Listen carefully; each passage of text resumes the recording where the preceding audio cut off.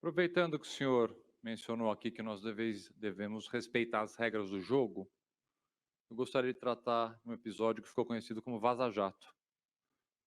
Em diversas oportunidades, o senhor não comentou o teor dos diálogos, dizendo que não poderia confirmar a autenticidade, já que havia apagado as mensagens do seu telefone celular. Em 10 de novembro de 2016, o senhor decretou a prisão preventiva de um réu da Lava Jato, sob o argumento de que ele havia apagado mensagens do seu celular. Nós sabemos que o hackeamento de um aparelho celular é crime. As mensagens obtidas do celular do procurador Deltan constituem prova ilícita, aquilo que a doutrina e jurisprudência do nosso país entendem como prova ilícita, portanto, jamais podem ser usadas para investigar e acusar alguém. Por outro lado, no pacote que ficou conhecido como 10 medidas anticorrupção, idealizados por Deltan Dallagnol pela Força Tarefa de Curitiba, apoiados publicamente pelo senhor, havia uma medida de número 7 que flexibilizava essa vedação legal, permitindo inclusive que a prova ilícita pudesse ser usada para acusar e para investigar alguém. Pergunta que eu faço para o senhor é a seguinte: hoje o senhor, como pré-candidato a algum cargo público, o senhor mantém esses dois entendimentos? Quais sejam? O senhor entende hoje que a prova ilícita, ela pode inclusive ser usada para investigar e para processar alguém, e que quem apaga a mensagem de celular pode estar sujeito a uma prisão preventiva?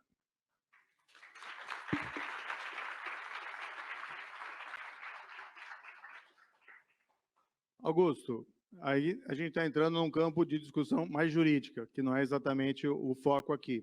O que eu posso te dizer é o seguinte: nada nessas mensagens que foram divulgadas revela que houve algum inocente incriminado indevidamente na Operação Lava Jato.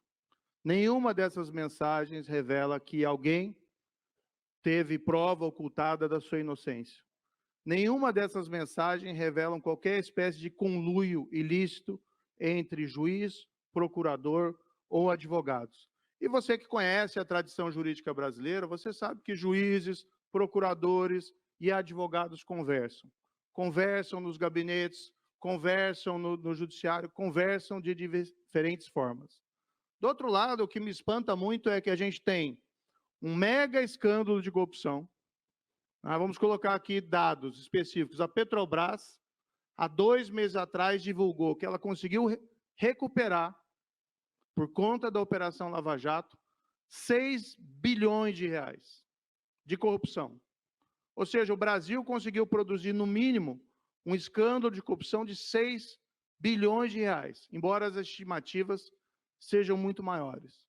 Quando a gente vai analisar o prejuízo que isso foi gerado para o Brasil, isso é muito maior. É só ver lá o quanto se gastou em superfaturamento de refinarias, em obras aquilo que se chama catedrais de deserto, e as pessoas daí vêm, com todo respeito, se indignar ou se resignar em relação a mensagens, sem que essas mensagens tenham qualquer conteúdo ilegal ou conteúdo ilícito.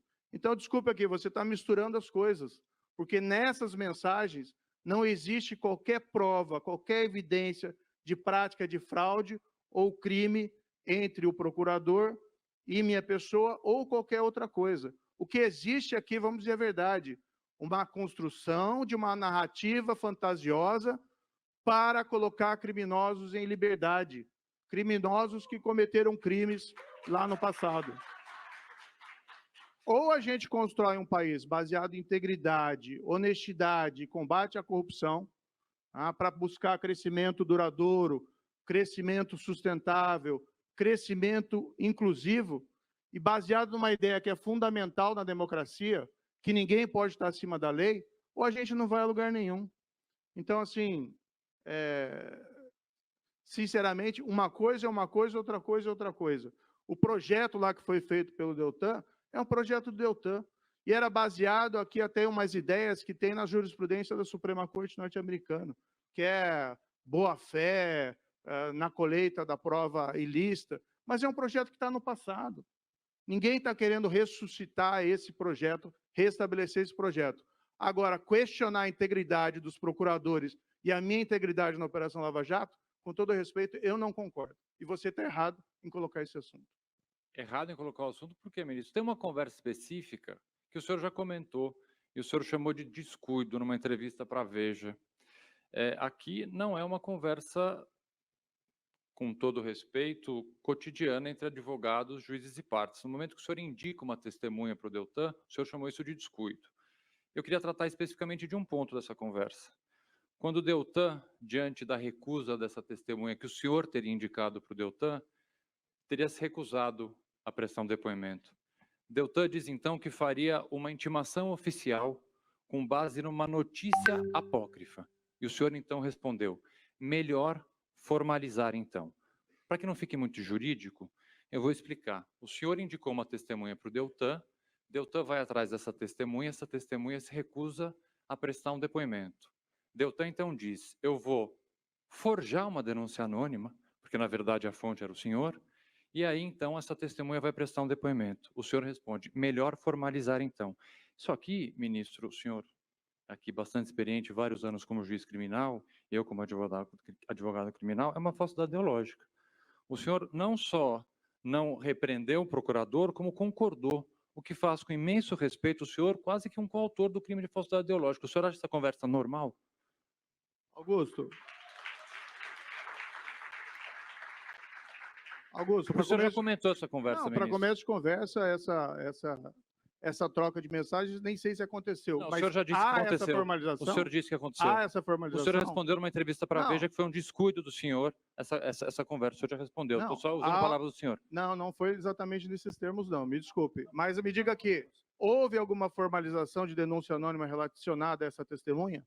Me diga se houve. Me diga se houve alguma coisa. Quem tem que dizer é o senhor, eu não estou sendo sabatinado. Não teve nada, não teve nada. Então, é uma fantasia que você está construindo. Ninguém teve prova. O senhor está sendo sabatinado. Ninguém foi incriminado com base em prova fraudada na Lava Jato. Isso foi discutido torrencialmente. Não existe um caso, se alguém puder me dizer aqui, um inocente que foi condenado na Lava Jato indevidamente com base em prova fraudada ou prova que foi ocultada. Ninguém. Augusto.